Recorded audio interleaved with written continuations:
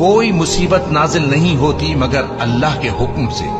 اور جو شخص اللہ پر ایمان لاتا ہے وہ اس کے دل کو ہدایت دیتا ہے، اور اللہ ہر چیز سے باخبر ہے۔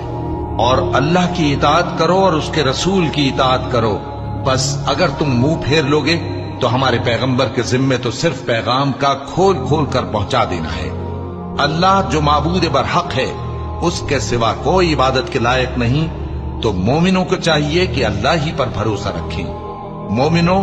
تمہاری بیویوں اور اولاد میں سے بعض تمہارے دشمن بھی ہیں، سو ان سے بچتے رہو، اور اگر معاف کر دو اور درگزر کرو اور بخش دو تو اللہ بھی بخشنے والا ہے، مہربان ہے۔ تمہارا مال اور تمہاری اولاد تو آزمائش ہے، اور اللہ کے ہاں بڑا اجر ہے، سو جہاں تک ہو سکے اللہ سے ڈرو اور اس کے احکام کو سنو اور اس کے فرمانبردار رہو اور اس کی راہ میں خرچ کرو، یہ تمہارے حق میں بہتر ہے۔ اور جو شخص طبیعت کے بخل سے بچایا گیا تو ایسے ہی لوگ راہ پانے والے ہیں۔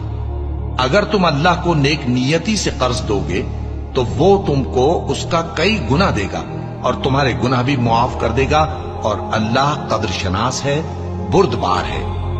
پوشیدہ اور ظاہر کا جاننے والا ہے، غالب ہے، حکمت والا ہے۔